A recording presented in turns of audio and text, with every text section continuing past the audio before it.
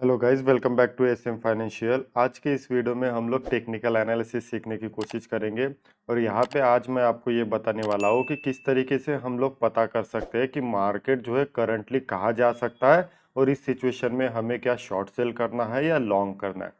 देखिए, technical analysis जो होता है वो 100% नहीं होता, जस्ट एक प्रोबेबिलिटी होती है कि हम एनालिसिस की मदद से प्रोबेबिलिटी को फाइंड आउट करते हैं कि मार्केट में ज़्यादा से ज़्यादा प्रोबेबिलिटी किस साइड दिखाई दे रही है। अगर मार्केट में ज़्यादा से ज़्यादा जो सिग्नल मतलब जो भी सेंटीमेंट है, जो भी कंफर्मेशन मिल रहे हैं, वो अगर लॉन्ग साइड में ज़्यादा से ज़्यादा दिखाई दे रहे हैं तो हम लोग लॉन्ग की पोजीशन बनाते हैं।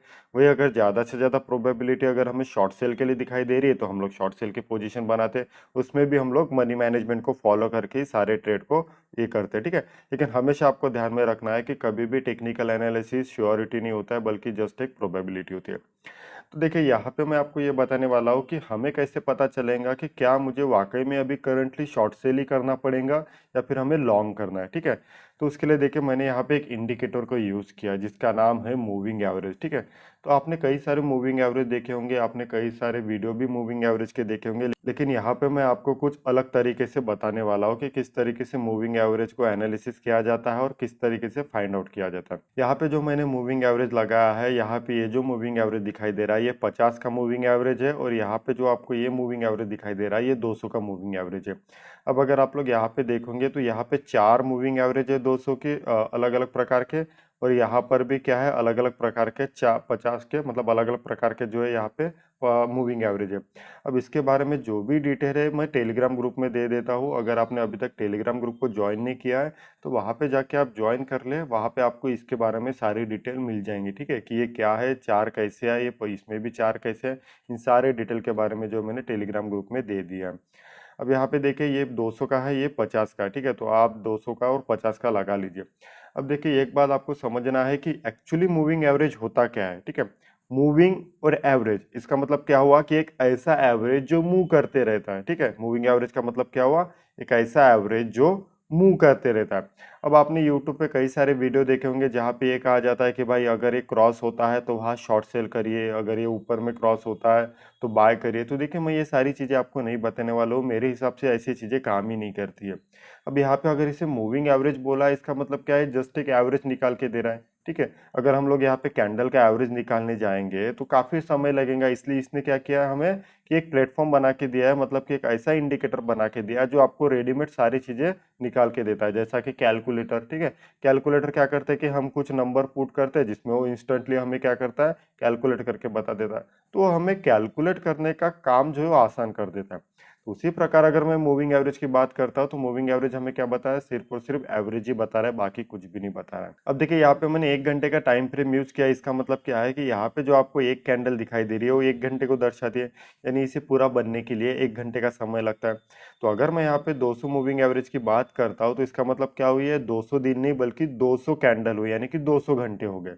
उसी प्रकार अगर मैं ये 50 का ये मैं यूज कर रहा हूँ तो इसका मतलब क्या हुआ कि ये 50 दिन नहीं बल्कि 50 घंटे, यानी कि ये 200 घंटे का बता रहा है एवरेज और ये 50 घंटे का बता रहा है, ठीक है। अब इसका मतलब क्या हुआ, तो यहाँ पे क्या बता रहा है कि ये 200 का जो मूविंग एवरेज, ये हमें क्या बता रहा है कि पिछले 200 घंटे से मार्केट में क्या प्राइस चल रही थी और उसके मुकाबले अभी मार्केट में क्या प्राइस चल रही है। उसी प्रकार अगर मैं यहाँ पे 50 का एमए देखता हूँ तो ये हमें क्या बता रहा है कि पिछले 50 घंटों में मार्केट में क्या चल रहा था और करंटली 50 घंटों में मार्केट में क्या चल रहा है, ठीक है। इसकी मदद से जो है हमें ट्रेंड फाइंड करने में काफी ज्यादा आसानी होती है, ठीक है। मतलब मान के चले कि पिछले मुकाबले बिटकॉइन जो था 18,000 था, ठीक है।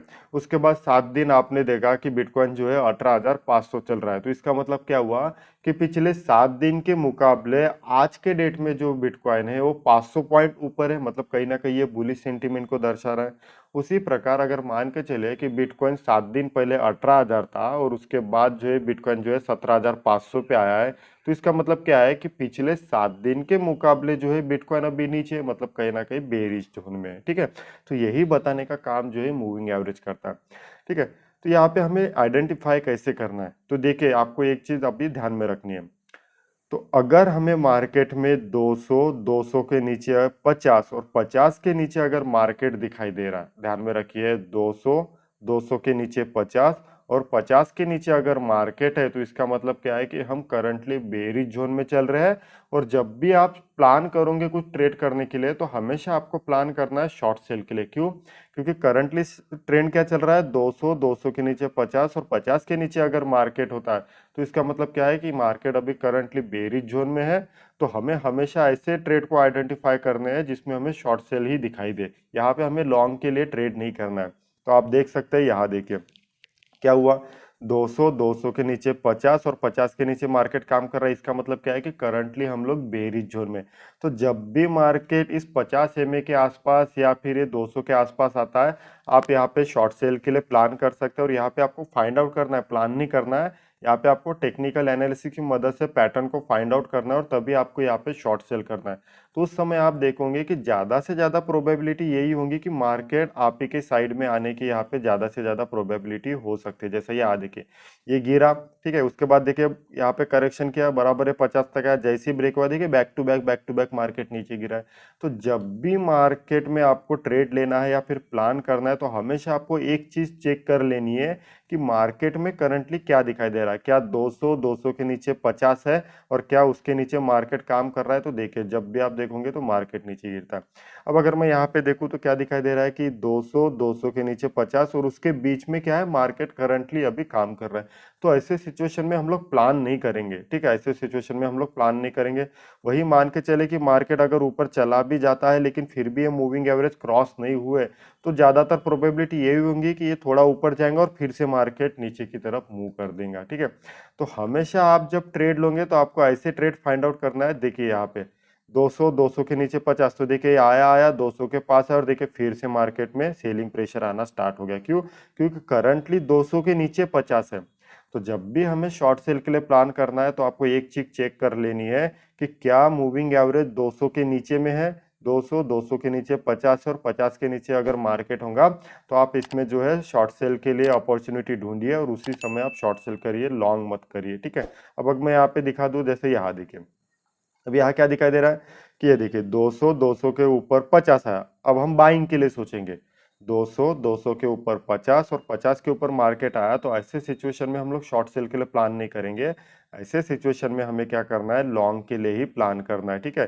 तो प्लान मतलब ऐसा नहीं कि आगे आकर के आपको तुरंत बाय करना है, नहीं, यहाँ पे आपको पैटर्न ढूंढना है, कोई रेजिस्टेंस ब्रेकआउट होता है या फिर आपको कोई पैटर्न दिखता है तभी आप इसमें ट्रेड ले सकते हैं। क्यों? क्योंकि उसमें प्रोबेबिलिटी ज्यादा होंगी कि ट्रेड जो है आप ही के साइड में जा सकता है। क्यों? क्योंकि मार्केट देखिए 200, 200 के ऊपर 50 और 50 के ऊपर ही मार्केट है।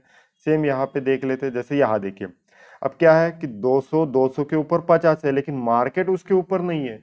तो ये भले ही मार्केट नीचे गिरा हो लेकिन हमें यहाँ पे ट्रेड नहीं लेना है। क्यों? क्योंकि यहाँ पे ज्यादातर प्रोबेबिलिटी यही होगी कि मार्केट ऊपर में भाग जाए। तो ये आप देख सकते हैं कि करंटली मार्केट जो है 200, 200 के ऊपर 50 और बीच में मार्केट आया। तो हम ऐसे सिचुएशन में ट्रेड नहीं करेंगे, ना ही हम लॉन्ग करेंगे ना ही हम शॉर्ट करेंगे, ठीक है। हमें चाहिए कि कुछ इस तरीके से, देखिए फिर से क्रॉस हुआ, यू टर्न लिया और अभी देखिए 200, 200 के ऊपर 50 और देखिए मार्केट ऊपर भागा है, ठीक है। तो इस तरीके से जब आप ट्रेड लोगे तो आप जो प्लान कर रहे हो ट्रेड लेने के लिए उसमें आपके ट्रेड की प्रोबेबिलिटी ज्यादा से ज्यादा होंगी, ठीक है। जैसे यहाँ देखिए फिर से क्रॉस हुआ, ठीक है, यहाँ देखिए, अब देखिए यहाँ पे क्या कर रहा है कि 200, 200 के नीचे 50 है। तो हमेशा हमें ट्रेड के लिए प्लान करना है, शॉर्ट सेल के लिए, ना कि बाइंग के लिए।